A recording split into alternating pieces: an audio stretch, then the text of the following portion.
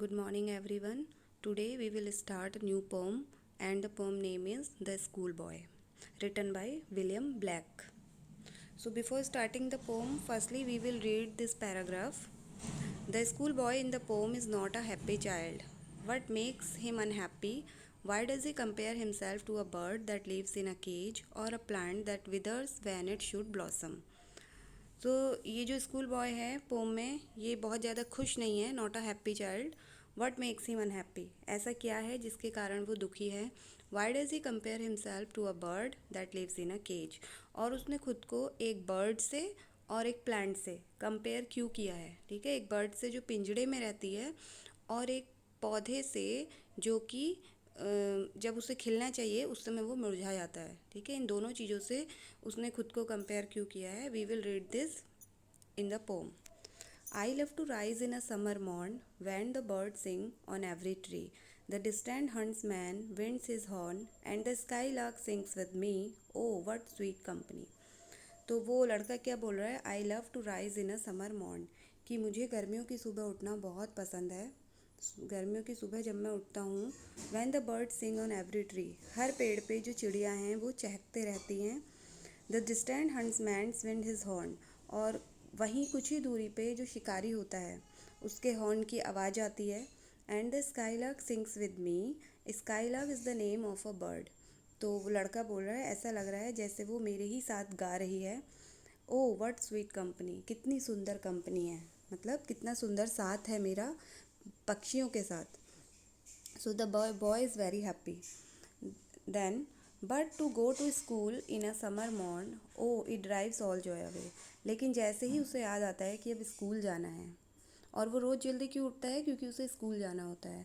जैसे ही उस बच्चे को याद आता है कि अब स्कूल जाना है, तो जितनी भी खुशी थी, जितना भी जॉय था, वो गायब होता है, मतलब वो गायब हो जाता है. Under a cruel I out won the little ones spend the day. अब वो लड़का क्या बोल रहा है? अंडर अ क्रूअल आई, मतलब हम स्कूल की बात कर रहे हैं. Here here we are talking about the school. So under a cruel eye मतलब सम स्ट्रिक्ट टीचर. ठीक है, कुछ कुछ जो टीचर्स होते हैं वो बहुत ज़्यादा स्ट्रिक्ट होते हैं. तो यहाँ पे ये बच्चा उन्हीं की बात कर रहा है कि मुझे बिल्कुल पसंद नहीं है कि वो स्ट्रिक्ट टीचर से पढ़ना. और मेरे ही जैसे और भी कई सारे बच्चे हैं जिनको उनको भी ऐसा ही लगता है कि उन्हें स्कूल जाना और वहाँ इतनी देर तक बैठना बिल्कुल पसंद नहीं है. इन साइंग एंड डिसमे. और कैसे बैठना? बिल्कुल उदास होके, मतलब स्कूल में मन नहीं लग रहा है लेकिन फिर भी आपको वहाँ बैठना है. ठीक है, तो इस वजह से वो जो बच्चा है वो बहुत ज़्यादा दुखी हो रहा है और उसे स्कूल जाने का बिल्कुल मन नहीं है. How can the bird that is born for Joy sit in a cage and sing? How can a child when fears annoy but droop his tender wing and forget his youthful spring? अब वो बच्चे के कह रहा है कि एक bird, ठीक है, how can the bird that is born for Joy, जो खुश रहने के लिए पैदा हुई है, गाना गाने के लिए, चहकने के लिए, जो इसलिए पैदा हुई है, sit in a cage and sing, वो एक पिंजड़े में कैसे रह सकती है और कैसे गा सकती है? How can a child when fears annoy but droop his tender wing. तो ऐसे ही इसलिए उसने अपनी कंपेयर एक बर्ड से करी है कि जैसे एक बर्ड पिंजड़े के अंदर रह के खुश नहीं रह सकती या गाना नहीं गा सकती, ऐसे ही एक बच्चा, ठीक है, दुखी होकर और डर में स्कूल में पढ़ाई नहीं कर सकता. कि अगर वो अंदर से डर रहा है और उसे वो टीचर्स पसंद नहीं आ रहे हैं जो उसे पढ़ा रहे हैं, तो वो कुछ भी नहीं सीख सकता, कुछ भी नहीं पढ़ सकता है स्कूल में, जहाँ पे मतलब उसको पंख फैलाने के, उसके उड़ने के दिन हैं. ठीक है, वहाँ पे उसे दुखी होकर स्कूल में बैठे रहना पड़ता है काफ़ी देर तक. O father and mother, if birds are nipped and blossoms blown away, and if the tender plants are stripped of their joy in the springing day by sorrow and care's dismay, how shall the summer arise in joy or the summer fruits appear?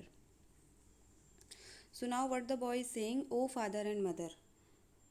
ठीक है, वो अपने माता पिता से बोल रहा है, अब अपने पेरेंट्स से बोल रहा है कि O mother and father, if birds means क्या होता है? कलियाँ, जो पेड़ों की कलियाँ होती हैं, अगर उनको कुचल दिया जाए या फिर तोड़ दिया जाए, एंड ब्लॉसम ब्लोन अवे, तो क्या होगा?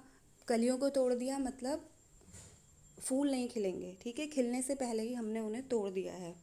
And if the tender plants are stripped of their joy in the springing day by sorrow and care dismay.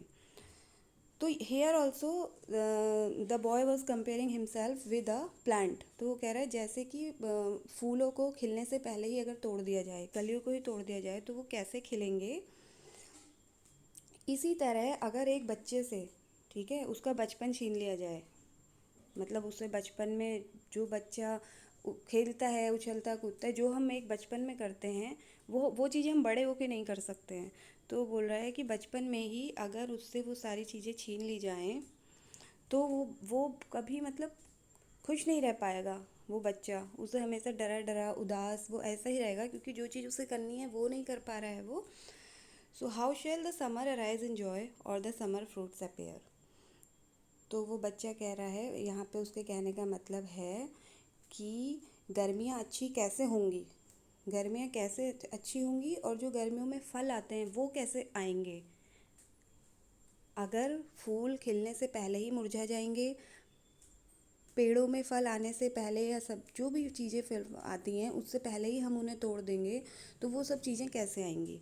तो वो ये कहना चाह रहे हैं कि ये जो भी जितनी भी चीज़ें हैं, अगर इन सबको दूर नहीं किया गया, ठीक है, जिससे भी वो बच्चा दुखी है, चाहे वो स्ट्रिक्ट टीचर्स हों, या फिर एनवायरनमेंट हो स्कूल का, या फिर जिस तरीके से स्कूल में पढ़ाई हो रही है उस समय, जब जब ये बच्चा हमें बता रहा है बात, तो इन सारी कमियों को अगर दूर नहीं किया गया तो एक जो बच्चा है वो अपने बचपन का आनंद कैसे ले पाएगा। ठीक है, अगर मतलब वो स्कूल भी जा रहा है तो वहाँ पे ऐसा एटमॉस्फेयर होना चाहिए कि उसे वो वहाँ इंजॉय करे, ये नहीं कि वो पूरा दिन वहाँ डर के बैठा हुआ है।